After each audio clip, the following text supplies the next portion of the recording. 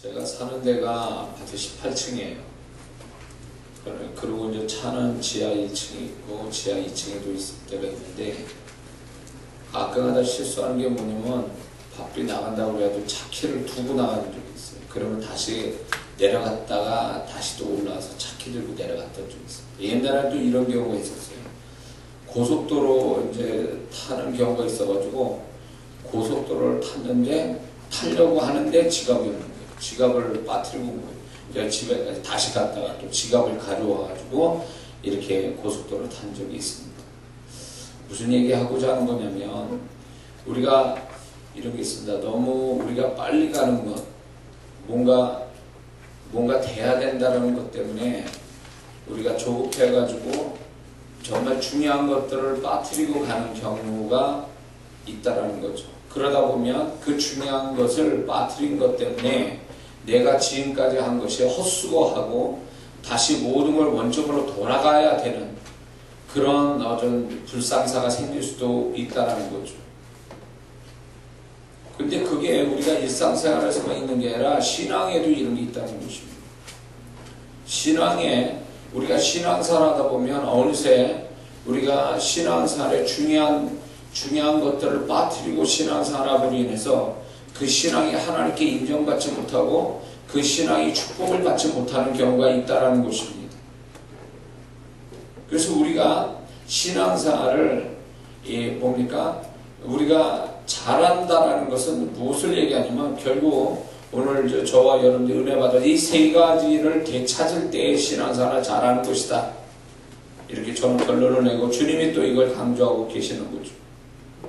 그러므로 오늘 이 아침에 우리가 정말 신앙생활, 소위 말하면 높은 수준에서 신앙생활하는 사람들, 소위 말해서 성경 지식 많이 알고 있고 그 말씀을 잘 이해하고 뿐만 아니라 그런 측면이 아니라 저쪽 다른 측면에서 영적으로 뭘 보고 듣고 느끼고 이러는 사람들, 이 양쪽 측면에 또 어떤 한 사람은 이 도덕과 윤리적으로 신앙사를 그런 걸 통해서 착한 사람 되는 이런 어떤 상중적인 어떤 신앙을 잘한다라고 하는 것을 이런 식으로 우리는 이해하고 또 그런 사람을 존경하고 그런 사람을 또 칭찬해주고 그러는데, 과연 그게 신앙생활 잘하는 거냐라고 할 때에 오늘 이 말씀에 주님의 교회를, 에베소 교회를 향하신 주님의 음성을 잘 귀담아 들어야 됩니다. 에베소 교인들은 주님을 위해서, 본문을 봅시다. 주님을 위해서 그 전에 보면 그들은 주를 위한 행위와 수고와 인내를 주님이 아신다 그랬어요. 약한 자를 용납하지 않은 것과 사도라되 아닌 자들을 시험하여 그 거짓된 것을 드러낸 것과 네가 참고 내 이름을 위하여 견디고 게으르지 않고 아니한 것을 안다 그랬습니다. 이 정도면 신앙 완벽한 거 아닙니까? 이 정도면 지금 우리가 지금 신앙생활을 하는 때에 이 정도면 신앙생활 완벽하게 하는 거잖아요.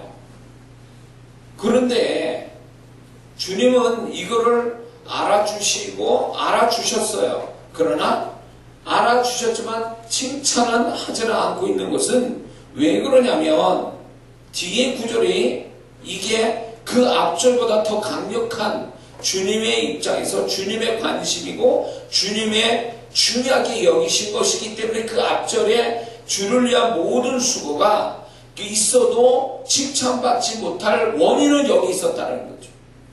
뭐예요?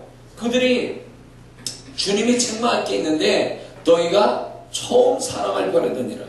그리고 그 다음에 넘어가 보면 처음 행위를 또 가지라, 이렇게 얘기합니다.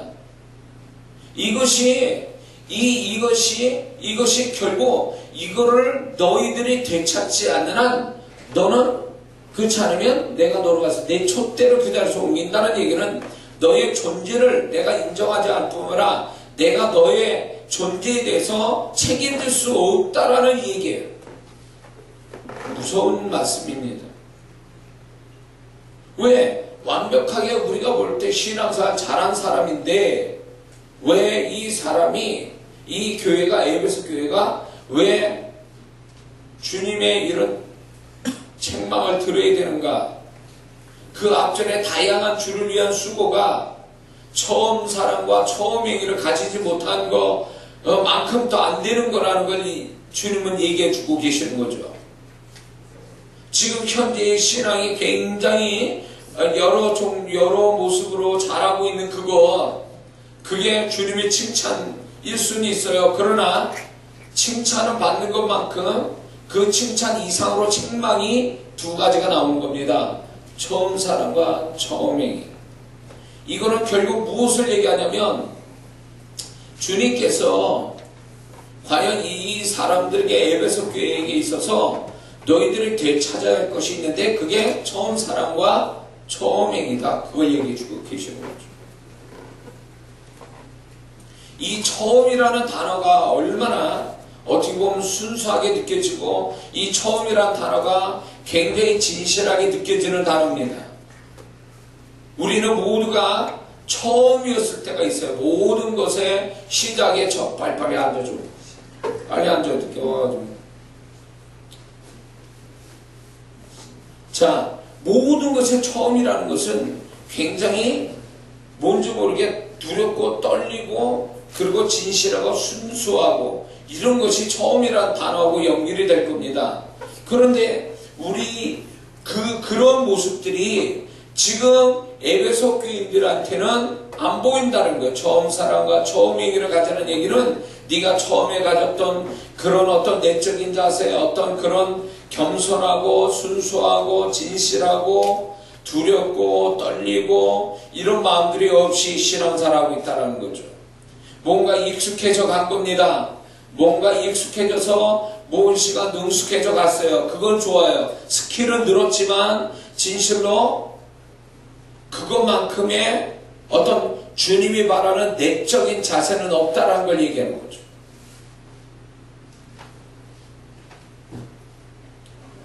광야 생활했던 이스라엘 백성들이 홍해를 건널 때 주님을 찬양했습니다. 그렇게 즐거워하고 주님을 높였어요. 그러나 그때뿐이었어요. 그게 처음 가졌던 마음이에요. 그 마음으로 40년이 아니라 2년 조금 넘게 그들이 그렇게 살았으면 가나안 땅은 넉넉하게 들어가는 거예요. 가데스 바네아에서. 그러나 그들은 처음 가졌던 마음을 잃어버렸습니다. 며칠 만에 3일 만에 잃어버렸어요. 물을 먹지 못하고 신광야를 지나서 마라의 쓴물에 도착하니까 그들은 불평하기 시작했습니다. 마라의 쓴물에서 그들은 불평해서 물을 먹지 못해요. 그런데 거기서 몇 킬로만 더 가면 엘림은 있었던 거예요. 그들이 마라의 쓴물에서 불평하지 않고 그냥 참고 견디거나 하나님이 또 새로운 걸 주실 거야 기대감을 그들이 그런 마음 가졌으면 조금만 몇 킬로만 더 걸었으면 엘림이라는 데 나오는 거예요. 그렇게 안 해도 될 사람들이에요. 마라의 쓴물에서 불평 안 해도 될 사람들인데 그들은 3일 전에 주님을 높였던 홍해를 건너가는 그 처음 가졌던 마음을 잃어버린 거예요. 3일 만에.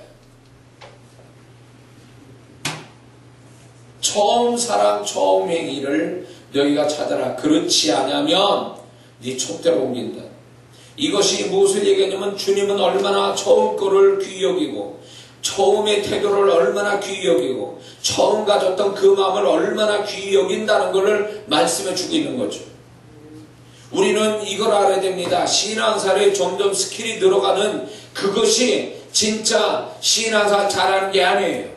진짜 신앙생활 잘하는 것은 그 마음이 처음 가졌던 그 마음 어설프고 모자라서 두렵고 떨리고 겸손하고 진지하고 순전하고 그리고 진실된 그 처음 마음을 주님은 그거로 더 귀히 여겼다라는 거예요. 어설퍼도 좋아요. 그냥 그게 실수해도 좋아. 그게 좀 잘 안 돼도 좋아. 그러나 네가 가졌던 처음에 가졌던 그 내가 기뻐할 그 마음이 있다면 내가 그걸 기뻐한다는 거죠.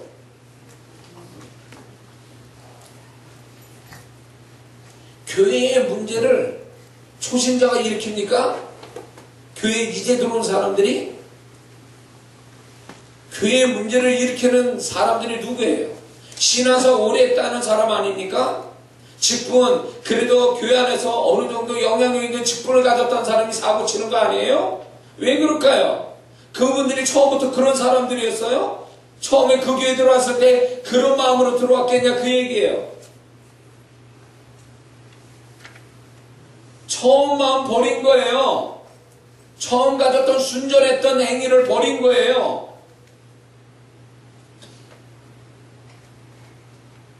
제가 이제 지방에 전라도나 저희 경상도나 경산에 자주 안 가봤지만 전라도 교회는 많이 다녔어요. 제가 거기서도 하나님이 역사하셔가지고 제가 사역을 했는데 그 목사님들 가르치고 또 그런 교회 가서 집회하다 보면 장로 하나님 계세요. 장로 하나님.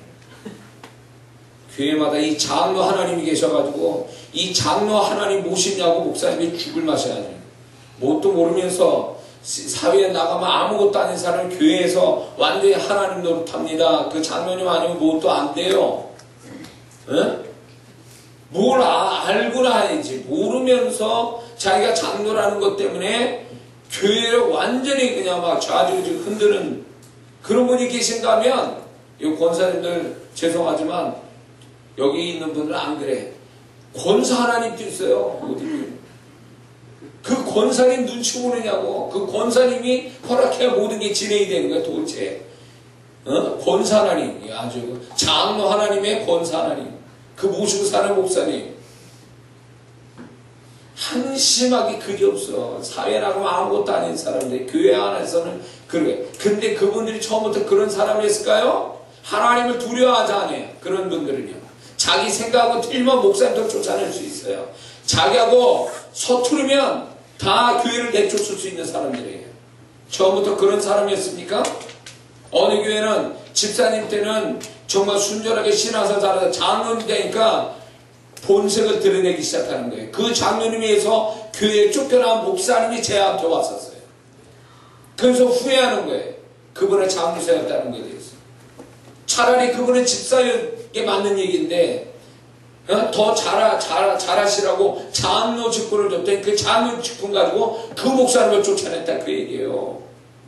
하나님이 두려워하진 않아요. 그분이 처음부터 그렇게 막 나가는 사람이었겠냐 말이에요. 그 장로가. 아니에요. 처음에 그렇게 했어요? 순전한 마음으로 교회로 들어왔겠죠. 그러나 어느 세월에 그 시간이란과 신앙이 익숙해짐과 직분이라는 것이 그분을 망치고 있었던 거예요. 그분을 망치고 있었어요.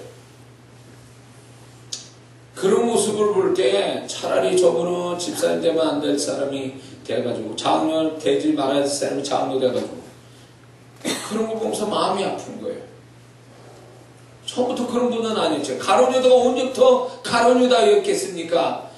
예수님이 기도하시고 12제자 뽑으실 때 그 가룟 유다가 얼마나 다른 사람보다 얼마나 주님이 눈에 띄고 열심인 사람이었겠냔 말이에요. 그렇게 12제자의 수에 들어간 거 아닙니까? 언제부터 그렇게 됐어요, 가룟 유다가.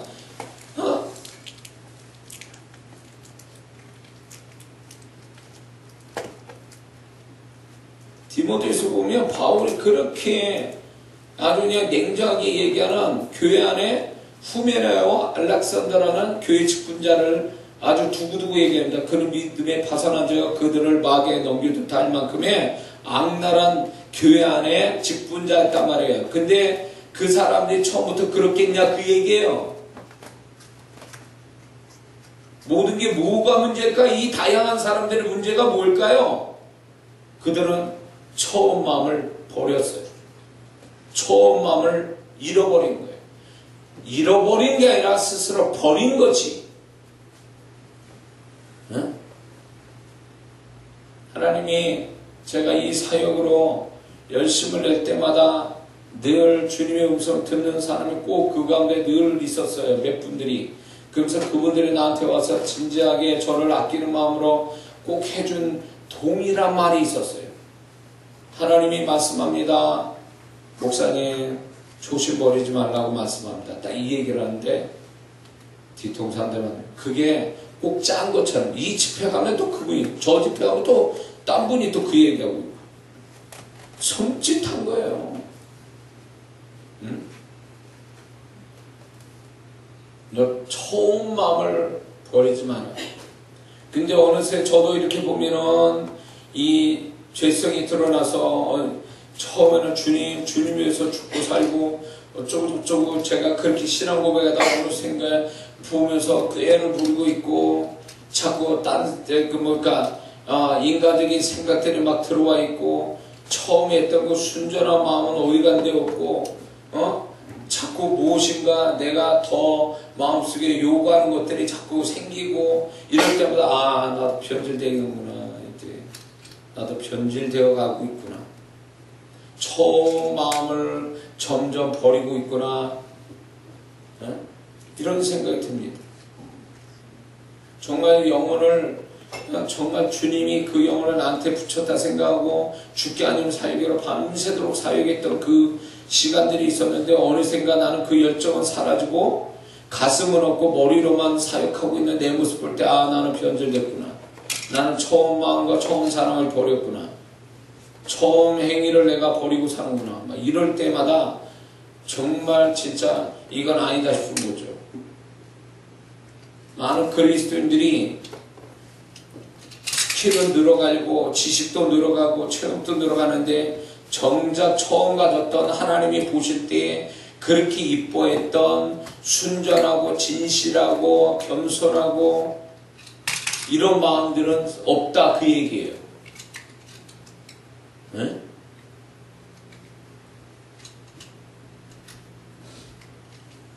여기서 이 계시록 에베소 교회에 너희가 처음 사랑을 버렸다라고 할 때에 주님은 행위보다 신앙적 행위보다 더 중요하게 여긴 건 그들의 마음이었다는 거죠. 그들의 마음. 그들의 마음이에요. 네? 그래서 우리가 이거를 알아야 됩니다. 행위보다 더 중요한 것은 마음이고 행위보다 더 하나님이 관심 갖는 것도 마음이에요. 행위보다 더 무게감이 있는 게 마음이라는 거예요. 네 마음이 어떠하냐는 거예요. 네 마음이 어떠하냐 지금. 네? 언젠가는 이 사역을 하다 보니까 사역을 하도 많이 하다 보니까 저 나름대로 하다 보니까 이제 지치기도 하기도 하지만 한편으로는 이제 이게 타성이 젖어버려요. 매너리즘에 빠져가지고 가슴이 없는 머리로만 하고 있는 내 모습을 볼 때가 있어요. 그럴 때마다 나는 이제 사역이 끝이 왔는가 보다 이럴 때가 한두 번이 아니에요. 벌써 그 정도 되면 이제 손 놓을 때가 된 거예요. 여기서 더 가봐야 취한 모습만 보이는 거예요. 더 해봐야 주님 앞에 이 말씀 듣는 거예요. 그러니까 무서운 거죠. 네? 차라리 어설프게 했던 거 실수도 하고 어설프게 하고 그러나 두렵고 떨림으로 겸손하고 순진하고 순수하고 진실하게 했던 그 모습은 하나도 없고 이제 능력도 있고 스킬도 있는데 중요한 건 그 처음 가졌던 마음이 없으니까 주님이 보증하지도 못하고 주님이 또 칭찬하지도 않는 사역을 계속 반복하고 있는 그 모습에 두려움을 낀다 그 얘기입니다. 그러다가 다 사역장 그렇게 해서 망해가는 거예요. 적당히 고만둬야 될 때 처음 마음 버릴 때 고만뒀어야 되는 건데 어쩌면 제 솔직한 고백이지만 내가 이런 식으로 하면 주님이 고만하라고 말씀하실지도 몰라요. 저도 두려운 거예요. 그래서 사역을 많이 하고 거기서 능력이 나온다 그게 다가 아니거든요. 능력 나오면 뭐합니까? 능력이 나오죠. 주신 거니까 주님이 걷어내시잖아요. 그냥 그대로 쓰기에는 놔둬요. 그러나 주님이 인정하지 않는다라는 거예요. 그것을 축복하지는 않는다라는 거예요. 그거를 칭찬하지는 않는다라는 거예요. 이게 무슨 얘기 아니에요? 네?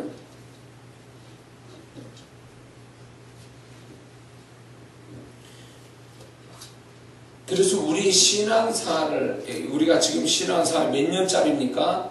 5년짜리, 7년짜리, 10년짜리든 그 신앙의 연수만큼 우리가 멀리 간 거죠. 시간을 좀 멀리 간 거죠. 그러면 그 멀리 갈수록 우리는 조심해야 될 게 뭐냐면 처음에 가졌던 마음들, 하나님이 주셨던 마음들, 내가 또 주를 향한 그 처음 가졌던 그 마음들이 변질될까를 항상 생각해야 된다는 거예요. 그래서 내가 얼마만큼 지금 보여지는 사람들이나 내가 볼 때 얼마나 신앙이 풍성해졌는가를 따지지 말고 내가 처음 가졌던 그 마음과 지금 마음하고 항상 비교해 보라는 거죠. 이 에베소 교인들은 두 가지예요. 문제가 뭐냐면 그들이 주님을 향한 처음 가졌던 그 마음, 그 행위를 그들이 아예 몰랐다든가 시간이 가면서 몰랐다든가 아니면 두 번째는 가설이 뭐냐면 아는데 그것쯤이야 하고 우습게 여겼는지도 모르는 거예요. 몰랐다면 주님이 가르쳐 주셔서 그들은 주님 그게 그렇게 중요한 거였습니까? 그러고 다시 했겠죠. 그런데 두 번째가 비극적인 거예요. 아는데 그것쯤이야 라고 만약 그렇게 했다면 이건 무서운 심판의 말씀인 거죠. 오죽하면 촛대로 옮기겠다 그 말씀이 왜 나왔겠냐 말이에요. 네 촛대를 그 자리에서 옮긴다. 존재를 인정 안 한다는 거예요. 이제 그분의 은혜와 책임지심과 축복이 끊어진다는 걸 얘기하는 거예요. 이 말씀은요. 무서운 얘기예요. 왜? 그들이 죄졌습니까? 에? 그들이 하나님 앞에 주님 앞에 치명적으로 죄진 게 있어요? 뭐가 잘못했어요? 신하사 잘못했냐? 게으르게 했습니까? 아니면 초점이 잘못 맞춰가지고 주님의 아니 바른 방에서 신앙생활하냐? 그거 아니에요. 주님이 인정이 있잖아요. 알고 계셨잖아요. 알고 계신다. 그러나 그것이 중요하지 않다라는 그것이 다가 아니라는 거예요. 그게 다가 아니라는 걸 얘기해 주고 있는 거 아니에요. 지금. 뭐든지 어떤 일을 하든 간에 세월이 지나면요 기술만 남아요. 마음은 없고 모든 게 다 그래요. 처음에는 잘해야지 어쩌고 마음까지 이렇게 했다가 나중에 자동이야 기계처럼 돼버려요. 스킬은 들어가고 기술은 들었는데 정작 그 마음은 하나도 없어요. 마음은 없다 그 얘기예요. 마음이 없다. 그래서 나중에는 뭐냐면 기술자가 되고 기계화되는 거야. 기계화. 응? 그게 얼마나 무서운 얘기입니까? 그게. 응? 얘한테 지금 들어오셔도 자, 무슨 말씀, 제가 무슨 얘기하는지 이해가 되십니까? 주님은, 그래서 우리가 말씀 속에서 주님이 무엇을 더 중요하게 여기는지를 늘 말씀 속에서 우리가 그거를 분별할 수 있어야 된다는 것입니다. 많은 사람들이 주님이 중요하다는 건 중요하게 여기지 않고 주님이 별거 아닌 데는 거기에 목숨 걸고 살고 있고 이러니까 주님 볼 때 답답한 거예요. 정신 나간 것처럼 보이는 거예요. 응? 어떤 면에서 보면 이 에베소 교회가 그런 사람들 아닙니까? 주님이 가장 중요한 거는 모르거나 우습게 여겼거나 근데 그들이 자랑스러워하고 주님이 이걸 알아주실 거라고 한 것들에 매달려서 하는데 그거는 이거에 비해서 처음 사랑과 처음 행위에 비해서는 아무것도 아닌 거를 모르고 있는 거죠. 깨닫지 못하는 거예요. 초점이 안 맞는 거예요. 그분하고. 우리의 신앙은요. 주님이 아니면 그건 아닌 거예요. 주님이 기다 그러면 그건 맞는 얘기예요. 그래서 그분이 항상 우리의 기준이 되고 그분이 항상 모든 것의 마지막 결정권자는 그분이란 말이에요. 그렇기 때문에 항상 그분하고 비교하고 사는 것이 얼마나 중요한지 몰라요. 근데 많은 그리스도인들은 주님과 비교하지 않고 사람들하고 비교해요. 다른 사람들하고. 그러니까 엇나가는 거예요. 주님하고. 바리새인이 되는 거 바리새인들은 서로 간에 율법을 잘 지키는 걸로 서로 칭찬해주고 자기 영광을 취했다 그러죠. 서로의 영광을 줬다 그 얘기예요. 그러나 주님은 그렇게 말씀했습니까?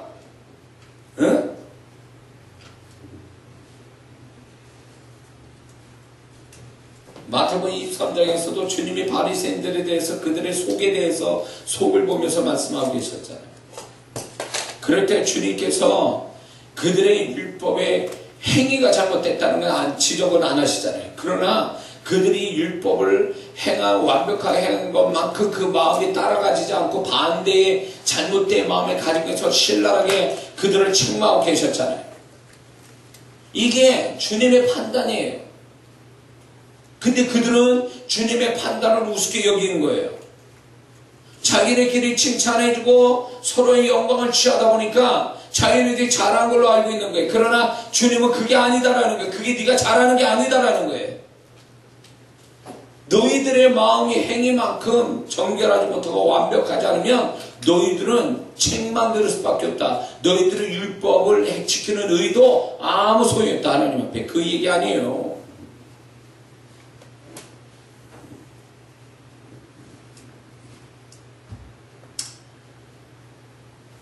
차를 이제 우리 아들놈이 운전면허증 따가지고 그냥 근질근질한데 이제 자꾸 지 엄마 차를 타려고 그러고 그러는데 제가 못하게 하거든요. 사고가 제일 많이 날 때가 그때예요.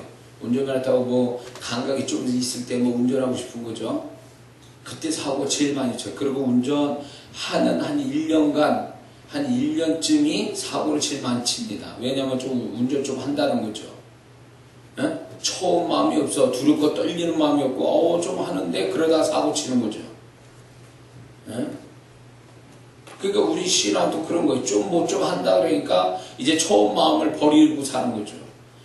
축복받는 사람들 보면 그 다음 축복으로 이어가는데 정말 그 사람이 다음 축복으로 이어갈 사람이냐 끊어서 단회적으로 끝날 사람인가는 그 사람이 축복받은 다음에 어떤 마음을 가지고 있는가 보면 알 수 있어요. 주님이 안 될 때 주님을 열심히 찾아요. 가난하고 정말 겸손한 마음으로 그분을 찾다가 축복을 받잖아요. 그러면 마음이 변합니다. 그때 처음 가졌던 마음을 놓치고 있어요. 그리고 이제 그 환경에 젖어 들어가지고 이제 거기에 취하다가 그분이 다음 축복으로 이어갈 때는 교만하고 건방진 마음을 가져서 주님 앞에 핑계와 변명되고 그러다 축복이 끊어지는 거예요. 많은 사람들이 이렇단 말이에요. 축복이 이어가기 위해서 더 큰 축복으로 가게 하는 게 하나님의 뜻인데 한 번의 축복에 정신 못 차리는 거예요. 두 번의 축복으로 이어가지 못하는 거예요. 네? 그런 사람 한둘 본 게 아니에요. 제가 13년 바깥에 사에서 수만 명을 상대하면서 본 거예요. 그게. 그러니까 제가 늘 하는 얘기가 그게 잘 될 때 조심하라고. 잘 될 때. 안 될 때는 은혜 주시지만 잘 될 때 건방 떨면 축복 끊어진다고. 근데 그 말이 무슨 말인지 몰라요. 잘 안 될 때는요. 그러나 된 다음에 그게 축복이 끊어진 다음에 다시 원점으로 돌아가야 그 말이 무슨 말인지를 알게 돼요. 하나님의 축복을 놓치고 있다는 거. 뭐 때문에? 하나님이 축복을 안 주시는 게 아니라 자기가 마음이 변질된 처음에 어려울 때 가졌던 그 마음에서 변질된 그 마음을 그걸 발견하지 못한 채 가다가 망하는 거예요.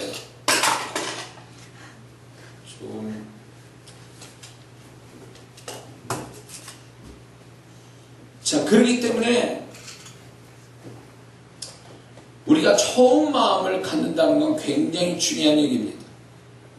하나님 앞에서 늘 처음 같은 마음으로 살아간다는 거. 처음 사랑, 처음 행위, 처음 가졌던 하나님이 앞에서 가졌던 그 마음. 무슨 얘기냐면 잘 들으세요. 주님은 이 에베소 교인들이 처음 사랑, 처음 행위, 처음 마음 가진 걸 눈여겨보시고 계속 기억하고 계셨다는 걸 얘기하는 거예요. 잊지 않았다라는 거예요. 응? 우리는 쉽게 잊어버리는데 그분은 잊지 않고 있었어요. 잊지 않고.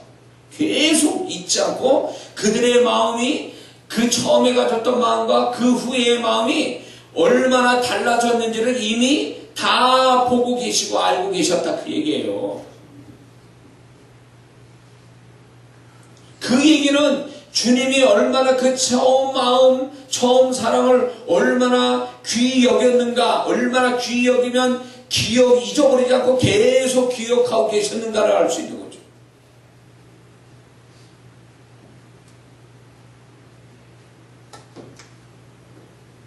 이거는 너무나 중요한 문제입니다. 그래서 주님 앞에서 우리가 그 마음이 변질되는 걸 두려워해야 됩니다. 그 마음이 변질되는 거. 그 마음이 변질되는 걸 두려워해야 돼요. 그리고 내가 얼마나 하나님 앞에 가졌던 처음 마음에서 얼마나 많이 떨어져 와 있는지, 내가 얼마나 달라져 있는지를 항상 살펴야 돼요. 예? 그리고 다시금 주님의 축복을 다시 받고 회복하고 연결해 가려면 무엇이 필요하냐면 행위의 열심이 아니라 그 마음을 다시 찾는 거예요. 그 마음, 그 행위를 다시 찾아가는 거예요. 그래야만이 그 사람이 삽니다. 어? 그렇지 않고 그런 거는 잊어버린 채 계속 뭔가 나쁜 짓 하는 건 아니죠. 교회 안에서 신앙생활 열심히 하는 그것이 최소는 아니에요. 중요한 거는 처음과 같은 마음이에요. 처음과 같은 마음. 처음과 같은 마음. 응?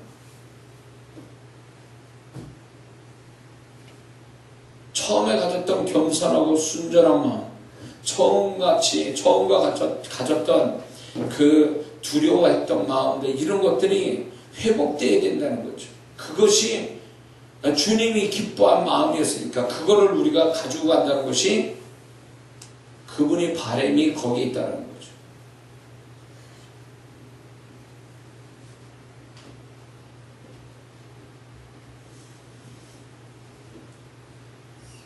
하나님 앞에 헌신할 때도 헌신의 어떤 행위보다는 그 헌신을 하는 그 마음이 더 커서 하나님이 그걸 기뻐하시고 그 마음 때문에 내가 하나님께 헌신의 행위보다 더 큰 축복을 주신 적이 많았어요. 그 전에 나는 그분 앞에 헌신을 50이라고, 그 헌신의 양을 50이라고 비유된다면 50밖에 못했어요. 헌신의 행위가. 근데 그 마음은 내가 볼 때, 하나님이 나를 볼 때 그 헌신의 마음을 100으로 보신 거예요.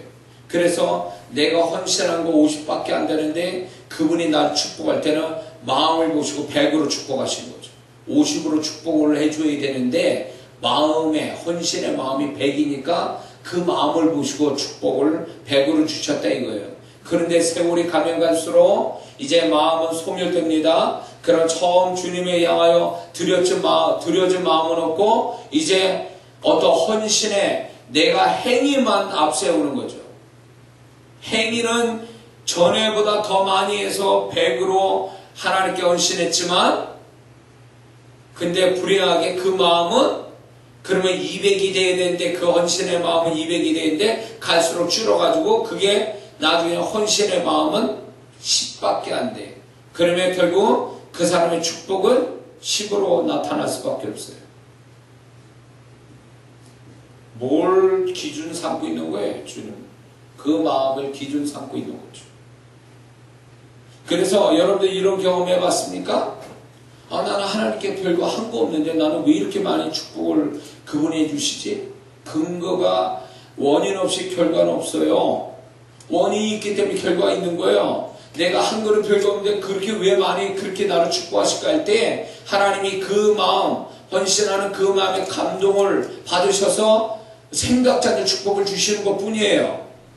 근데 이런 거 경험해 봤으니까 왜 나는 주님 앞에 헌신을 그렇게 열심히 했는데 왜 나는 받은 축복이 없지? 잘 생각해 보세요. 왜 그 축복이 안 오는지. 뭐 때문에? 헌신의 행위보다 못한 그 마음 때문에 그런 거예요. 그 마음 때문에. 그 마음 때문에. 행위를 자랑하지 마세요. 행위만큼 더 중요하고 행위보다 더 커야 될 게 내가 그분을 향한 마음에, 그분이 받으실 만한 그 마음이 그 사람의 모든 기준이 되고 축복의 기준이 되고 그 사람의 가치의 기준이 된다는 걸 잊지 말아야 됩니다. 오늘날 저와 여러분들이 신앙에, 우리 한국교회 신앙에 가장 큰 문제가 뭔지 아십니까? 죄 짓는 거 그거 아니에요. 더 근본적인 문제는 하나님을 향한 마음이 없어졌다는 얘기예요. 예배는 잘 드립니다. 그러나 내가 생각할 때 3, 40년 전에 신앙생활했던 우리 그 여자 집사님들 마음 같지는 않아요. 다들 그냥 드리는 것 뿐이에요. 그냥 구경하듯이 와서 예배 드리고 구경하듯이 예배 참여하고 그러고 갚으려 가는 것 뿐이에요. 그리고 자기 이름 내고 자기 알아주고 그런 어떤 친목회처럼 교회를 다니는 것 뿐이에요. 그게 정말 주님 좋아해서 주님을 위해서 하는 게 아니란 말이에요. 다 자기를 위한 것 뿐이에요. 그러니 주님이 축복할 수가 없어요. 사람들의 모임이 돼버린 거예요. 교회가 사람들 서로 칭찬해주고 끼리끼리 수준에 맞는 사람끼리 서로 모이는 현장이 또 교회예요. 그러니까 주님이 축복할 수가 없어요. 주님에 대한 마음 드림이 없단 말이에요. 그 마음이 없다는 거죠.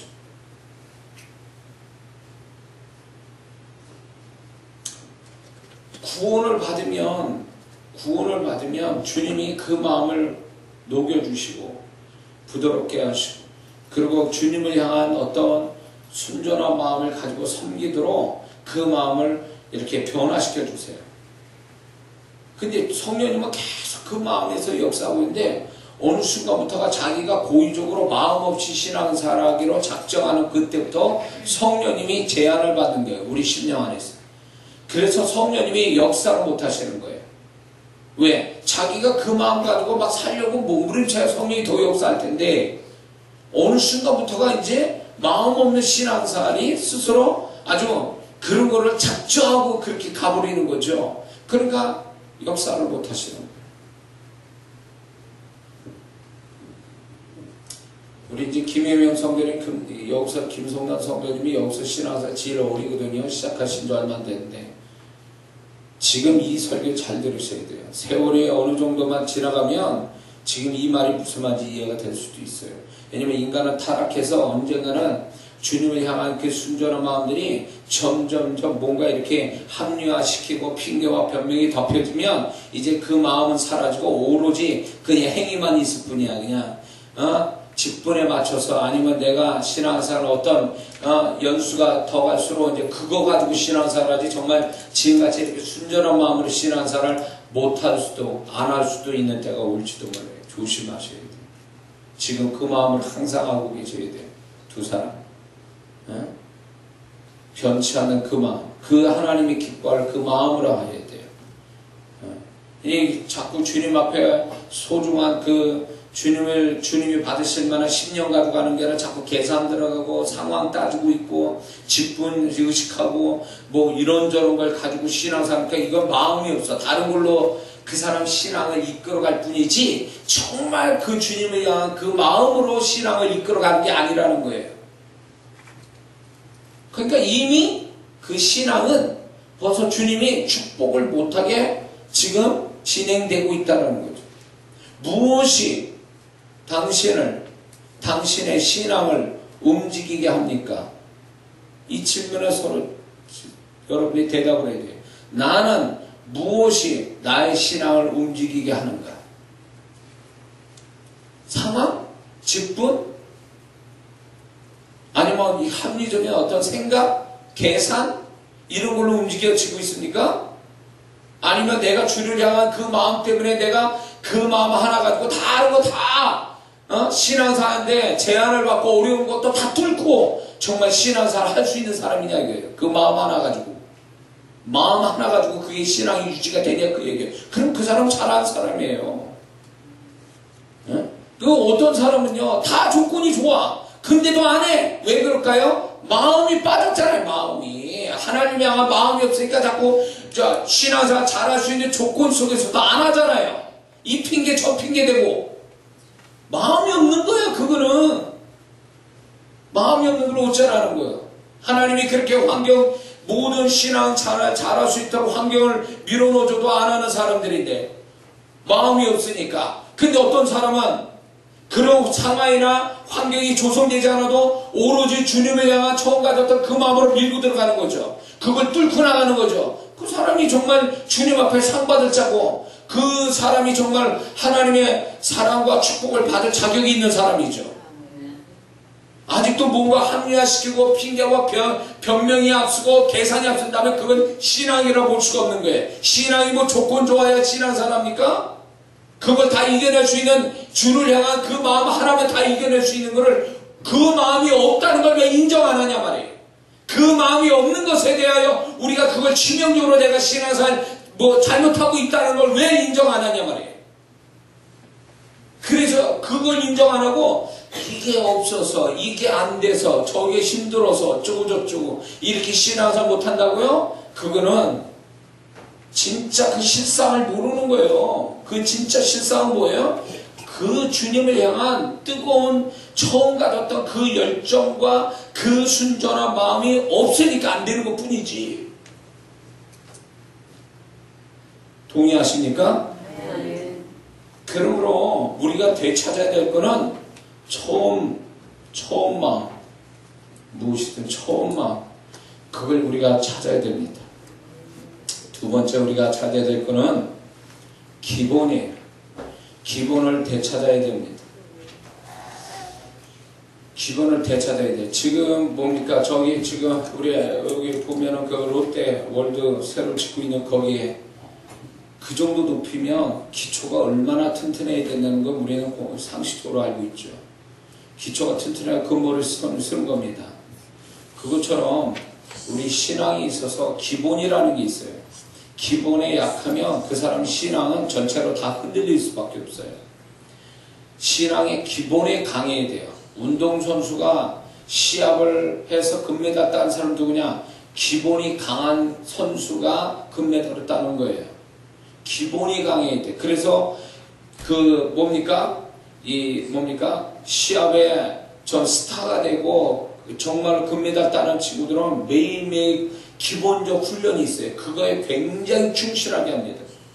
다른 사람 야구선수 그 홈런왕 그 홈런 잘 때리는 야구선수는요, 다른 선수가 500번 배트를 흔들 때마다 그런 사람은 1000번이고 2000번을 흔든다는 거예요. 그러니까 저절로 되는 게 없어. 그만큼 기본기에 열심히 하다 보니까 잘 되는 거거든요. 그런 신앙의 기본에 열심히 해야 돼. 기본에 충실해야 돼요.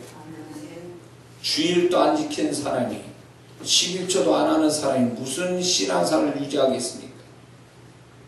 그거는 신앙 아무리 자기가 지식이 있고 뭐 어쩌고저쩌고 영적체인데 아무 소용이 없어. 왜? 기본이 안 됐는데 무슨 신앙을 그 외에 기본 안 된 데서 얘기해봐야 소용이 없는 거예요. 그거는 이 기초 없는 집에다가 기초도 없는 데다 집 지는 거랑 똑같은 얘기예요. 응? 기본적인 주일도 못 지켜. 기본적인 예배도 안 드려. 기본적인 헌금도 없어. 기본적인 봉사도 없어. 그럼 신앙 얘기할 거 없지. 그런 사람들 많습니다. 뭐 지식을 자랑하고 능력 자랑하고 그럴 때 저는 그런 분한테 기본을 물어봐요. 주일 지킵니까? 목사님 말씀 잘 순종합니까? 교회 생활 잘합니까? 직분에 충실합니까? 안 한다는 거예요. 그러면 얘기할 거 없어. 더 이상. 응? 아니 자기가 해야 될 기본적인 거 있는데 왜 기본에 열심을 내지 않느냐고. 그러놓고 자기가 뭐가 된 것처럼 착각해요. 그게 마귀의 속임수에 넘어가고 있다는 걸 모르고 있는 거예요. 응? 어떤 사역자분들, 어떤 성도분들이 좀 특별한 열심히 된 성도분들 보면 이렇게 옵니다. 그러면 대단해요. 그분들이 가지고 있는 어떤 경험들이나 지식이나 이런 것들이 대단한데 교회에 적응을 못해. 왜 그럴까요? 왜 다른 성도들은 교회에 자기 섬기는 교회를 잘 적응하는데 왜 그 양반은 적응을 못해가지고 빙빙 돌고 이 교회에 저게 기웃기웃거리느냐 말이에요. 왜? 거기가 이단이 아닌 이상에, 목사님이 아주 그냥 완전히 대놓고 잘못된 사람 아닌 이상에 교회가 하나님이 주신 교회에서 왜 성실하게 충성되게 거기서 못 있는 거예요? 왜? 기본이 안 된 거잖아요. 기본이 안 된 데서 무슨 얘기를 합니까? 기본이 안 된 사람한테서.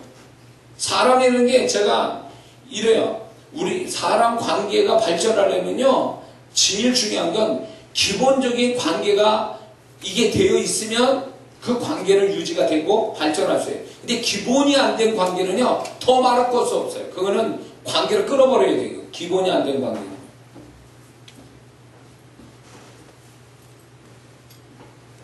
그리스도인의 기본은 거룩함이죠.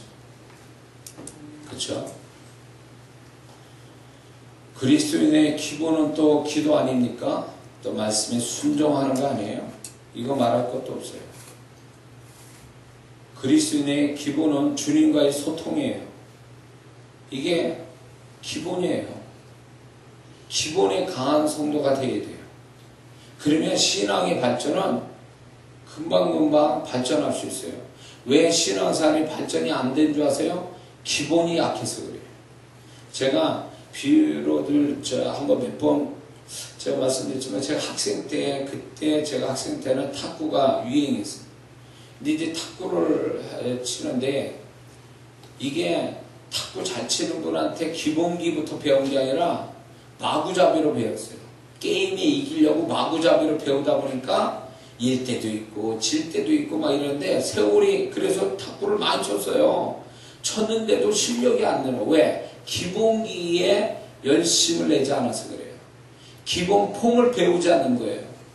근데 후배 아이가, 얘는 탁구를 늦게 배웠어요, 나보다.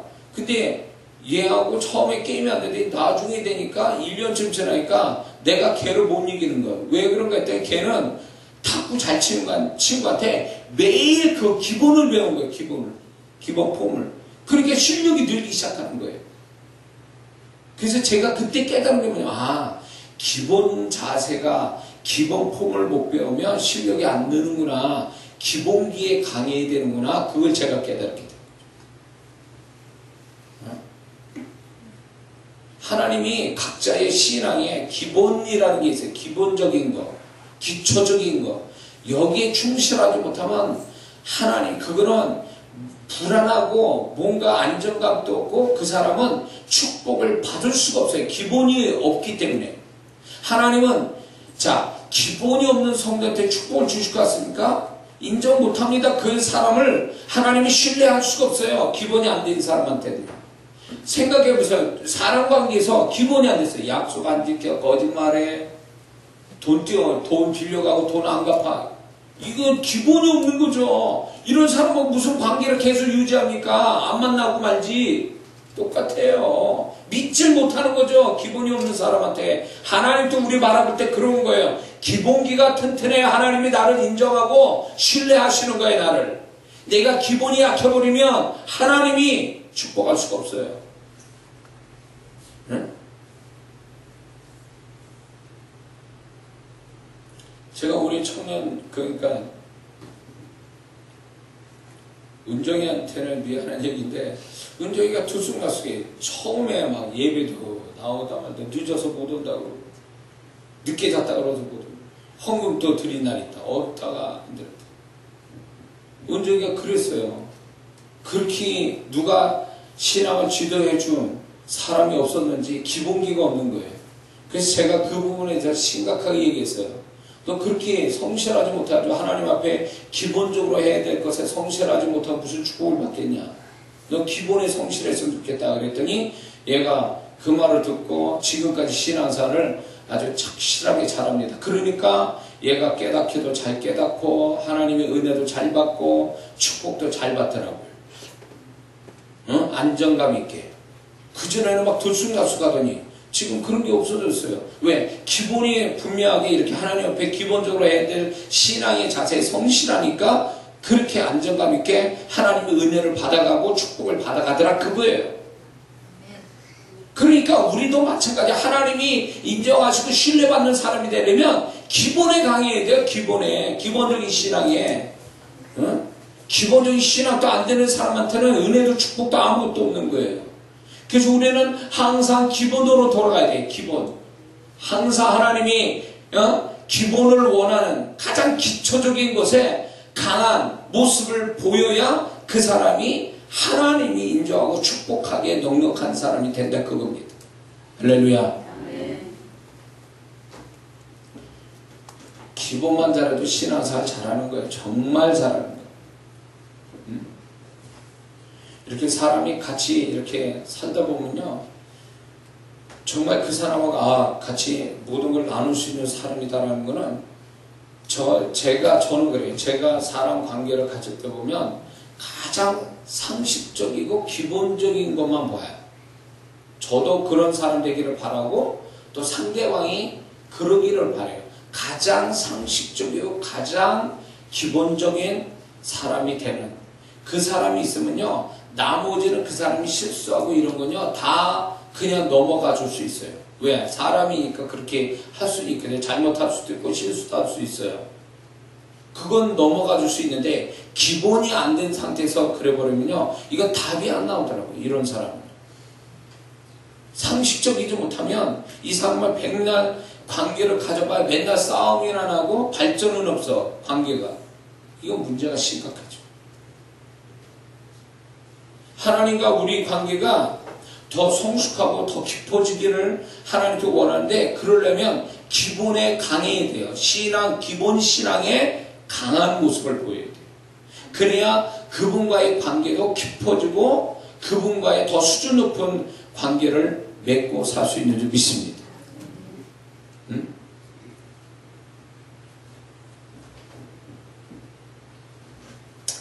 이런 게 있어요. 많은 사람들이 난 신앙이 발전이 없고 맨날 제자리 걷는 것 같다고 막 이렇게 얘기하는데, 그거는 결국 보면 기본이 안 돼 있는 자기 모습을 못 봤기 때문에 그래요.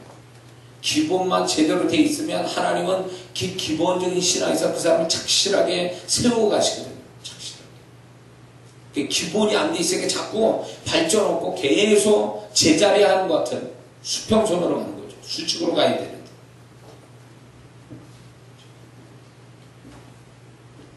그래서 저와 여러분들은요, 항상 뭘 생각해야 되냐면, 내가 왜 지지부진하고 왜 나는 맨날 그 타령이고 맨날 나는 모든 게 나아지지 않고 반복만 하고 있는가를 볼 때 답답하고 난 지루한 어떤 삶이고 신앙이 왜 이렇게 될까? 왜 하나님은 새로운 축복과 은혜를 나한테 허락하지 않을까를 볼 때 그 원인은요, 보면요, 내가 기본에 성실하지 않아서 그래요. 기본적인 신앙이 안 돼 있기 때문에 그런 거예요. 뭔가 기본을 해놓고 기본적인 신앙의 모습을 보여야 그분이 그걸 보시고 인정하시고 축복하실 거 아니냐 말이에요. 믿습니까? 자, 세 번째는 우리는 무엇으로 돌아가야 되냐면 주님의 마음으로 돌아가야 됩니다. 주님의 마음을 되찾아야 돼요. 주님의 마음을 되찾아야 돼요. 세 가지 찾아야 되는데, 초심을 찾아야 되고, 그 다음에 기본을 찾아야 돼요. 그리고 주님의 마음을 찾아야 돼요. 오늘날 교회 안에 분란이 일어나는 거, 이렇게 다툼이 일어나는 건요, 누가 잘하고 누가 못했기 때문에 일어나는 문제가 아니에요. 그거는 근본적인 문제는 뭐냐면 두 양 팀이 주님의 마음을 찾지 않는 데서 문제가 일어나는 거예요. 분명 잘못하고 잘하는 쪽이 있겠죠. 그러나 중요한 건 잘하는 쪽이 잘못한 걸 지적한다고 해서 잘못한 사람을 인정하겠습니까? 잘못한 사람을 또 합리화시켜서 잘한 사람을 또 뭐라고 그러겠죠. 그러면 계속 다툼은 끝이 없는 거예요. 근데 거기서 그 모든 싸움을 끝내는 비결은 뭐냐? 두 양팀이 주님의 마음을 찾으면 딱 끝나는 거예요. 그 마음에 순종하겠다는 마음만 딱 들면 그 두 팀의 분열은 끝나는 거예요. 다시 하나가 될 수 있어요. 오늘날 교회 안의 분열이 그거를 세상 사람 손가락질하는 교회, 큰 교회부터 막 그런 일들이 벌어지는 건요, 그 안에 그 중직자들이 주님의 마음을 안 찾고 자기들의 의를 주장하기 때문에 그런 거예요. 자기 의를 주장하기 때문에. 응? 모든 인간관계도 마찬가지예요. 신앙뿐만 아니라 우리가 그리스도인이 살아가는 데 있어서 정말로 연합이 오고 일치를 가져오려면 네 마음이 오르냐 내 마음이 오르냐 그거 찾는 게 아니고, 여기에서 너하고 나와의 관계 속에 주님의 마음이 뭐냐를 찾아보면 거기서 해결은 되게 돼 있다는 거죠. 주님의 마음인 거라 뭔가를 찾는 열심만 있다면 모든 문제가 다 풀릴 수 있다는 거죠. 그분의 마음에 순종할 마음을 가지고 그렇게 한다면 주님은 분명히 그분의 마음을 드러내실 거라는 거예요. 그럼 그 마음에 쫓아서 그냥 절대 순종하려는 마음만 딱 가지고 일치가 오는 거 아니에요. 그분의 마음은 하나니까. 근데 우리 한국교회가 불행한 건 뭐냐면 두 사람이 있으면 세 가지 의견이 나온다는 거예요. 도대체 화합이 안 돼. 도대체 이 인간들이 바깥에 해외 나가도 서로 잘되게 하는 게 아니라 서로 뜯어먹고 말이에요. 서로 분열하고 말이에요. 우리 한국의 모습이 이런 부끄러운 모습이에요. 근데 다 그렇다는 건 아니지만 일부가 그렇다는 거죠. 중국 사람이나 이태리 사람들은 안 그래요. 그 사람들은 서로 도와줘서 잘되게 하는, 그래서 중국집이 많이 생기고 이태리 레스토랑이 많이 생기는 이유가 그들은 누가 하나 잘 된다면 거기에 4초나 8초까지 같이 대듭니다. 그래서 서로 잘되게 해요. 그러니까 잘 되는 거예요. 근데 우리 한국 사람은 안 그래 또. 그래서 이게 그런 말이 지금은 들리는지 안 들리는지 모르겠지만 유학 가거나 이민 가면 한국 사람 조심하라고. 한국 사람인데 한국 사람 조심하라는 거예요. 사기칠 가능성이 많으니까. 특별히 친절하게 구는 사람들을 조심해라. 거의 사기꾼이다. 네? 그거 정말 부끄러운 이야기입니다. 왜 그럴까요? 한국 사람들은 개개인의 능력이 뛰어나요. 세계적이에요. 그러나 이게 연합만 되면 이게 엄청난 시너지 효과가 오는데 사단이 그 가운데 다 쪼개놓는다는 거죠. 분리시켜 분열시켜요. 그런데 여기서 정답이 정말 이거를 해결할 수 있는 방법은 모두가 서로 합의를 하는 거예요. 주님의 마음이면 다 순종하겠다. 이 마음만 딱 나온다면 엄청난 시너지 효과가 관계 속에서 한국 사람이 민족 속에서 이제 역사가 올 줄을 믿습니다. 그게 필요해요. 그래서 목사인 저도 이제 이렇게 뭐 어떤 성도님이나 어떤 이렇게 모임이 있거나 뭘 할 때 저도 목사로서 목사의 권위를 가지고 내 말에 따르라가 아니라 자, 내가 주님의 마음으로 주님의 마음을 볼 때 이거다라고 할 때 주님의 마음을 표현하거나 나도 잘 모를 때 그러면 주님의 마음을 한번 찾아보자. 주님의 마음이 어떠한지 이러고 딱 얘기가 나오면요 더 이상 의견이 나올 게 없어요. 서로가 주님의 마음 찾기를 결심하고 딱 그렇게 해서 그 마음이 찾아지면 순종하겠다를 딱 마음 먹으면요 직분에 상관없이 어떤 상황에 상관없이 거기에 다 하나가 될 수 있다는 거죠.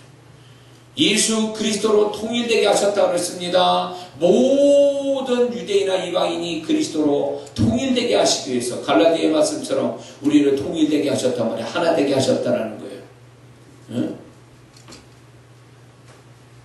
그러므로 우리는요 내 마음이 내가 맞는 거냐 틀린 거냐에 따지기 전에 정말 주님의 마음이 무엇인가를 찾아보는 것이 해답을 빨리 찾는 비결이고 그게 싸움을 빨리 끝내는 비결이고 그것이 사단에게 틈을 주지 않는 비결이라는 거죠. 부부싸움을 이렇게 해도 내가 어거지 부를 때가 있어요. 남편이니까. 내 한편으로 그렇게 제 아내한테 그러지만 돌아서서는 주님의 마음을 찾습니다. 주님의 마음을 찾을 때 나는 내가 주님의 마음에서 멀리 떠나 있다. 그럴 때 회개를 할 수밖에 없더라고요. 그리고 그렇게 또 그런 마음에서 제가 회개가 되더라고요. 결국 그거죠. 어떤 부부에게 있어서 부부관계에서 부부 사이 속에서도 결국 보면 누가 옳고 그름의 문제가 아니라 주님이 이 문제에 대해서 각자 어떤 마음을 가지고 계시는지를 살펴본다면 문제는 다 해결이 될 거라 보는 거예요. 근데 그 방법이 있음에도 불구하고 그걸 안 찾는 거죠. 주님의 마음을 안 찾고 서로 고집해서 내가 더 의의가 있고 내가 더 잘났고 내가 옳다라는 것이 결국은 관계를 깨트리는 거죠.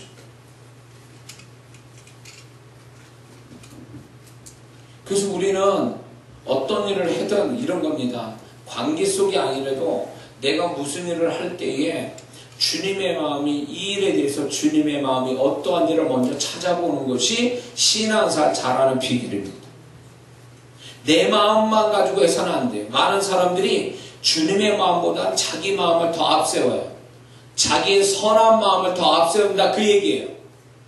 그러다 보니까 주님의 마음으로 뭔가 해야 주님이 보증하시고 주님이 책임져 주는데 다 자기 마음으로 해. 자기 선한 마음. 하나님 내 선한 마음 아시죠? 그 선한 마음이 주님의 마음보다 앞서요. 주님의 마음에 찾을 것도 없어. 왜? 내가 선한 마음 갖고 하니까. 무서운 얘기입니다 이거. 응?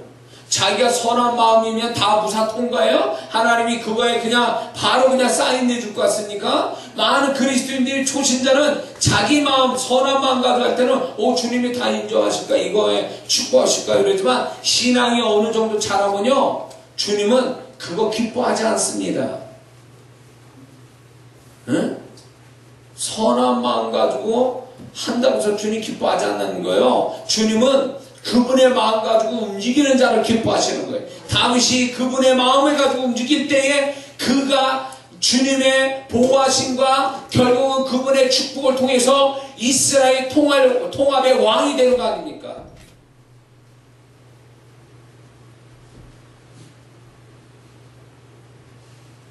예수 믿는 사람, 제가 첫날에도 설교했지만 선한 마음을 앞세우지 마세요. 선한 마음 자랑하지도 말고, 선한 마음이 무슨 주님의 마음도 아닌데 선한 마음이 다 장땡인 것처럼 그렇게 선한 마음 가지고 들이밀다가는 주님한테 나중에 책만 듣습니다. 그게 아니라는 걸 하나님이 철저하게 혹독하게 너 그 선한 마음이 아니라는 걸 네가 계속 그거 가지고 들이밀면 내가 너 그거 보증 안 하고 너 오히려 그 선한 마음이 얼마나 네가 엄청 당하는지 한번 경험하게 될 거다 하고 하나님이 그렇게 어쩌면 그럴지도 몰라요. 그래야 그때 돼서 내가 이런 마음 가지고 살면 안 되겠구나, 이런 마음이 최선은 아니구나, 그거 깨달으면 또 복이지. 그럼에도 다음에도 또 자기의 선한 마음 가지고 또 움직여요. 모르는 거예요. 그게 그러니까 얼마나 미련한 거예요 그게. 응? 우리의 선한 마음이 주님 마음보다 앞서서는 안 되고 주님의 마음을 가장 최고로 여기고 항상 내가 무엇을 하든 내가 무엇을 보든 주님의 마음을 항상 찾아서 그분의 마음에 따라 움직이려고 하는 자가 주님이 그걸 보증하시고 주님과 연합되어 살아가는 자가 되는 것입니다. 할렐루야. 이런 거 경험해 봤습니까? 나는 선한 마음 가지고 그 사람을 도왔습니다. 나는 선한 마음 가지고 난 착한 마음 가지고 이걸 했는데 축복이 없습니다. 문제가 더 생겼습니다. 이런 얘기 하는 사람이 있어요. 잘 들으세요. 그런 분들이요, 선한 마음으로 하기 때문에 덫에 걸린 거예요. 사단은 그걸 이용한다는 걸 모르세요? 선한 마음을. 주님이 너 그 선한 마음 축복할 거야. 그러니까 괜찮아 해. 근데요, 그게 선한 마음이 죄 짓는 마음이나 별반 차이 없어. 그 선한 마음이. 왜? 사단이 그 선한 마음을 이용하거든요. 덫에 걸린 거예요. 사단에게. 어떤 사람, 이런 사람이 있습니다. 자기 선한 마음으로 돈 빌려달라니까 그래 자기 착한 마음을 가지고 난 거절을 못해. 그래가지고 빚내서 빌려줘. 그러고 나서 다시 돌려받지 못하고 그 돈 때문에 자기가 호덕이고 문제가 돼버려요. 가정에 문제가 뻥 터져버려요. 하나님 왜 내가 선한 마음으로 그 사람을 도왔는데 왜 나를 축복 안 합니까? 이런 얘기하는 사람이 있어요. 그게 무슨 하나님께 할 말이냐고. 선한 마음이면 다 축복해줘야 돼요. 주님이 시키신 일이에요. 그게 그분 마음 가지고 한 거예요? 안 하면 주님 보증하지 않는단 말이에요. 주님의 마음 가지고 주님이 시키신 것만 해야 주님이 보증하지, 자기 마음으로 움직이는 걸 주님이 책임지라고 하는 말은 이건 맞지 않는 거죠. 이해가 되십니까? 주님은 그런 면에서 굉장히 냉정하시다는 거 알아요? 나는 선한 마음 가지고 나는 좋은 일 했는데 왜 하나님 난 이걸 축복 안 하십니까? 안 할 수밖에. 주님하고 상관없는 거니까. 그러면 주님이 이렇게 얘기합니다. 언제 너 그거 시켰니? 언제 네가 내 마음 가지고 했니? 그럼 무슨 말 할 거예요? 나는 그거에 나는 그렇게 만약에 네 마음, 주님의 내 마음 가지고 그리고 내가 시킨 일 한다면 내가 책임지겠지만 너 그것도 아닌 거고 네 착한 마음 가지고 하는 걸 내가 왜 책임지니? 그런 얘기예요. 잘 들으셔야 돼요. 그래서 보상 못 받는 사람들이 한둘이 아니에요. 그런 성도들의 이야기를 한두 번 들은 게 아니에요. 나도 난감해요. 주님은 아니라는 거지. 언제 내가 그걸 책임져야 되냐는 거예요. 너 언제 한번 나 그거에 대해서 나한테 물어봤니? 그걸 해야 될지 말아야 될지 나한테 물어봤어? 내 뜻을 물었니? 아니면 내 마음을 찾아봤니? 잘못된 거죠. 이해가 되십니까? 착한 마음 그거 앞세우지 마세요. 주님이 보증 안 하십니다. 축복 안 하세요. 그래서 어떤 면에서는 예수님 사람이 어떻게 세상 사람 보면 아주 냉정하고 참 사람으로 보일 수 있어요. 왜? 분명히 세상 사람은 상식적으로 아니면 어쩔 수 없어라도 뭐 이렇게 하는데 예수님 사람이 정말 주님과 함께 사는 사람은요, 주님이 아니다 그러면 하고 싶어도 못하는 거예요. 그리고 그러면 세상 사람 볼 때 저거 인정머리 없다고 말이지, 이렇게 해도 되는 걸 왜 그렇게 안 도와주냐고. 또 형제간에 문제가 있거나 뭐 부모 자식 간에 문제가 생길 때 주님 뜻을 따라서 하지 마라 그랬는데 도움 받기를 원했는데 하지 말라니까 도와줄 수는 없고, 이럴 때 욕하는 거 아니에요? 그러면 같은 형제가 피를 나누는데 부모 자식이 그럴 수 있냐고. 그럴 수 있어요. 하나님이 그렇게 하라는데 어떻게 할 거예요, 그럼 나는? 그러니까 오해받을 수 있어요. 그 착한 마음으로 하면 오해 안 받아요. 그러나 축복은 기대하지 마세요. 그런 사람은. 오해받더라도 주님의 뜻을 따라야 나중에 하나님이 합력한 선을 이루어주실 거 아니냐 말이에요. 있습니까? 네. 마귀는 우리의 선한 마음을 이용하는 거예요. 특히 가까운 사람한테 마귀는 계속 가까운 사람을 통해서 우리를 손해나게 하는 거예요. 선한 마음을 이용해서. 주님이 아니면 부모도 거절해야 돼요. 주님이 아니면 자식도 거절해야 돼요. 주님이 아니면 형제도 거절할 줄 알아야 돼요. 그게 우리가 정말 그리스도인의 삶을 사는 거잖아요. 그렇다고 해서 주님이 야, 너 인연 끊고 살아라, 그런 건 아니잖아요. 다만 그분의 선하신 뜻이 이해는 할 수 없지만 그렇게 하라니까 그렇게 하는 것 뿐이잖아요. 나중에 지나고 보면 그게 맞아요. 주님의 뜻대로 하는 것이 장래에 가서는 시간이 지나 보면 그렇게 한 게 잘했다라고 이게 우리가 스스로 말할 때가 있단 말이죠. 주님 그때 주님이 그렇게 말씀해서 순종한 게 정말 주님 생각은 항상 맞습니다. 이런 말이 나. 주님의 뜻은 항상 맞습니다. 내 뜻은 항상 틀립니다.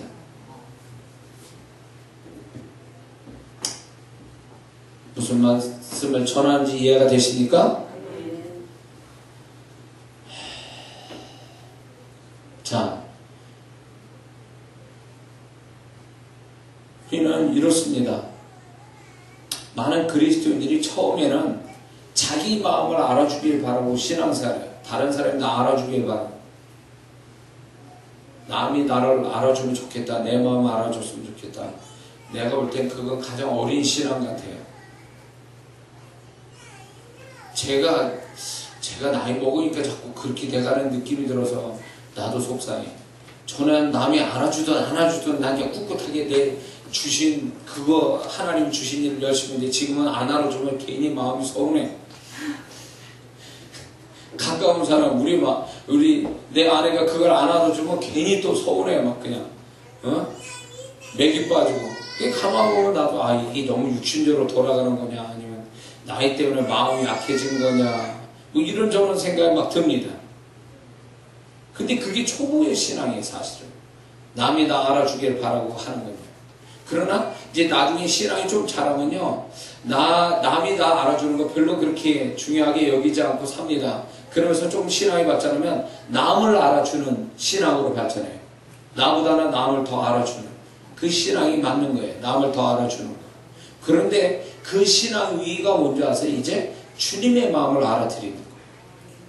주님의 마음. 아, 주님의 마음이 이거구나. 그걸 아는 거죠. 그래서 그분의 마음을 쫓아 사는 거예요. 그런데 여기에서 더 높은 차원이 뭐냐면 그분의 마음을 소유하며 사는 거예요. 아는 차원을 넘어서 이제 그분의 마음을 내 안에서 경험하면서 내가 그 마음을 가지고 살아가는 거예요. 그럴 때 고린도전서 2장 16절에 바울이 우리가 그리스도의 마음을 가졌다고 당당하게 이렇게 자신있게 말하는 이 바울이 드디어 그분의 마음을 가지니까 그분의 행위가 나오잖아요. 그분의 언어가 자꾸 나오잖아요. 그래서 성경으로 기록되고 사도행전이 나오는 거 아니에요. 그분의 마음을 가졌다는 것은 그분처럼 산다는 얘기와 같아요. 그렇기 때문에 우리가 신앙의 발전이 뭐냐면 남이 나를 알아주는 차원에서 남을 알아주는 차원, 더 나아가서 그분의 마음을 아는 차원, 그분의 마음을 가지고 사는 차원, 이 차원이 높은 쪽으로 가야 신앙생활 잘하는 거예요. 할렐루야. 네. 어느 단계 있어요 지금? 나는 거꾸로 가지고 있다가 자꾸 남을 알아주길 바라. 이런 게 아닌가 싶기도 하고. 그렇습니다. 이제 신앙이 우리가 주님의 마음을 깊이 알고 그분의 마음을 소유하고 그분의 마음이 나를 지배하고 그래서 그분의 마음 따라 움직이는 이런 데까지 가기를 힘써야 된다는 거죠. 그게 신앙의 가장 높은 차원으로 사는데 우리가 살아가는 동안에 이런 게 있습니다. 내 마음만 가지고 살다 보니까 싸움이 많아. 또 남이 나 알아주기를 바라고 살아가는 마음을 갖다 보니까 섭섭함 또 억울함 또 거기에서 여러 가지 각종 안 좋은 마음들이 나를 지배하고 살아. 그런데 여기서 그 마음을 갖는 거는 이해가 돼요. 내가 그만큼인데 왜 나한테 그렇게 안 해? 내가 이렇게 보여줬는데 왜 그렇게 나를 잘못 알고 있어? 그러면서 자꾸 그 마음에 속상하고 낙심하고 그건 이해가 돼요. 그런데 주님은 이렇게 말씀할 거예요. 야, 그렇게 네 마음만 알아달라고 하면서 속상해하지 말고 아예 남의 마음을 알아주든가 내 마음을 가지고 다 끝나는 거 아니니 얘기가? 왜 너는 그 더 높은 차원의 마음을 가지면 다 끝나는 얘기로 왜 자꾸 그 수준 낮은 마음에서 자꾸 스스로 괴롭히고 있니 너를? 무슨 말인지 이해가 되죠? 가만히 보면 그 사람이 나를 괴롭히는 게 아니라 내가 더 높은 차원의 마음을 갖지 않아서 스스로 나를 괴롭히고 있는 것 뿐이에요. 내가 나를 괴롭히고 있다고.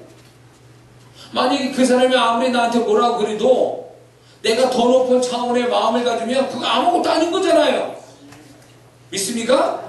내 마음이 아니라 주님의 마음을 가지면 다 끝나는 얘기를 왜 그 높은 차원의 마음을 갖는 걸 열심히 내지 않고 왜 그 사람이 내 마음을 몰라주고 저 사람은 왜 나한테 왜 저렇게 하는지 그것만 가지고 따져 들고 그래봐야 싸움박질만 나고 그리고 계속 서로 상처 주고 그러다가 서로 사이만 안 좋아지고 그래도 더 큰일 당하고 뭐 이런 거 아니에요. 그럴 필요 없다는 거죠. 결국 뭐의 문제냐면 관계나 일의 문제가 아니라 근본적으로 그 마음의 문제, 내 마음의 문제, 내 마음이 그걸 수용할 수 있는 더 높은 차원의 마음을 가지고 다 끝나버리는 얘기예요. 그 마음을 달라고 기도해야 응답을 받는 거예요. 그 마음을 달라고 해야 문제는 해결되는 거예요. 그분이 주님이 그런 거야. 네가 이 문제의 핵심을 알고 있구나 그 얘기예요. 네가 이 문제의 핵심 그게 뭐예요? 내 마음을 넓히는 거예요. 내 마음이 더 높은 차원의 마음을 갖는 거. 그게 이 모든 문제의 핵심이란 말이에요. 그게 결국 뭐예요? 예수님처럼 십자가에 당신을 죽이는 자가 있어도 그를 용서하고 기꺼이 하나님 아버지께 영혼을 맡기며 죽으실 수 있는 그 마음까지 그분의 마음을 우리가 소유하는 것. 뭐야 임마? 조용히 해. 울지도 마. 울지도 마.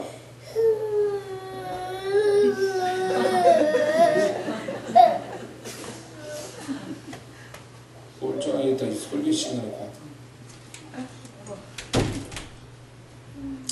자, 무슨 말인지 이해가 되십니까?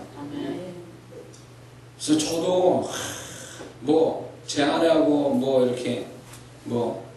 이렇게 조그만 다툼이 있거나 아니면 또 제가 어떤 다른 사람 관계나 어떤 이런 문제 저런 문제에 있어서 이렇게 할 때 내가 그걸 수용하지 못하고 내가 막 소갈이 하는 내 모습에 내가 싫고 내가 괴로운 거예요. 다른 게 아니라 내가 왜 이거를 소화를 못 시키지? 왜 내가 이거를 수용을 못하지? 라는 거에 대해서 내가 더 속상해. 결국 보면 그거는 내 마음의 문제일 뿐이지 그게 정작 뭐 관계의 문제, 뭐 일의 문제는 그건 두 번째 문제예요. 그 문제는 두 번째 문제. 진짜 문제는 내가 수용 못하는 좁아 터진 내 마음의 문제인 거예요. 그러면서 그러다 보니까 하나님 앞에 더 기도가 되는 거예요. 왜? 주님의 마음을 더 달라는 이유가 그거예요. 그분의 마음이 나를 지배하면 다 그냥 그게 다 한겨울에 이 아무리 더러운데도 쉬운 눈이 와서 딱 덮이면 그냥 다 하얘 보이듯이 그렇게 되면 다 끝나는 얘기를 왜 나는 그분의 마음을 안 찾고 그분의 마음이 내게 오면 다 끝나는 거를 나는 왜 그분의 마음이 나를 지배하지 못할까? 이런 거에 더 속상한 거예요. 내가 나를 보면서 속상한 거예요, 사실은. 예? 누구 탓하지 마세요. 왜냐? 하나님은 내 앞에 있는 모든 문제도요, 내가 다 감당하게끔 하셨다 그랬거든요. 그 감당이 뭘로 감당되겠어요? 주님의 마음으로만 감당이 돼요. 근데 감당이 안 되는 건 내 마음으로 하려니까 감당이 안 될 뿐이에요. 주님의 마음이면 다 감당이 되는 거예요. 그래서 우리는요, 죽을 때까지, 은사는요, 제가 말씀드리지만 은사는 30초면 열릴 수 있어요. 다 제가 은사를 열어드릴 수 있어요. 내가 받은 은사를요. 그런데 30초면 열리는 거를 주님의 마음은 30초 가지고 안 돼요. 죽을 때까지 기도해야 돼요. 그래서 내 안에 그분의 마음이 나를 완벽하게 지배하실 때까지 우리는 평생 기도의 이 부분이에요. 주님의 마음을 달라고. 이런 기도한 사람이 얼마나 되겠습니까? 그 주님의 마음이 오는 게 모든 것의 해결인데, 모든 것의 키고, 모든 것이 그분의 마음으로 끝나는 건데 왜 우리는 그분의 마음을 안 찾냐 말이에요. 거기서 주님의 마음에서 이런 거죠. 애들이 막 치고받고 싸워. 근데 어른이 볼 때 야야 됐다. 어? 그거 아무것도 아니야. 애들 마음에서는 제 시우리가 뭐 장난가가지고 제 마음이니까 저렇게 울고 난리치는 거요. 어? 제가 초등생이라 막 그거 가지고 울었어요? 무슨 얘기예요? 키가 큰 만큼 마음도 커졌다는 그 얘기지. 마음이 크니까 아무것도 아니야. 울 일도 아니야. 우리가 저런 식이에요. 왜 우리는 왜 저렇게 조그만 거예요? 울고 난리치니까 마음이 넓어지지 않은 거예요. 크질 못한 거예요. 그러니까 세월이 지나가면 내가 왜 그때 그랬지? 아유 창피해. 내가 왜 그런 모습으로 왜 나는 그거를 화를 내고 그때 그냥 참아도 되는 거 참을 수도 있는 거 왜 그렇게 못했을까 막 후회를 합니다. 부끄러워하고. 왜 그럴까요? 그때는 마음이 좁아진 거지. 근데 지금은 마음이 넓어져서 그거를 충분히 수용할 수 있는 그런 마음이 되니까 부끄러운 거예요. 그렇게 수용 못했던 거에 대해서. 자, 그렇습니다. 우리가 주님의 마음을 풍성히 갖게 되잖아요. 그러면 이해 안 될 것도 이해가 돼. 화를 낼 건데 화가 안 나. 왜 그럴까요? 그분의 마음이 모든 걸 다 이해하게 만들고 수용하게 만들고 긍정적으로 바라보게 만드는 능력이 있기 때문에 그런 거예요. 믿습니까? 그러므로 우리는 주님의 마음으로 되돌아가야 돼요. 그분의 마음을 되찾아야 됩니다. 그럴 때에 우리는 정말로 우리는 다시 한번 주님 앞에서 새로운 존재가 될 수 있는 줄 믿습니다. 기도하겠습니다.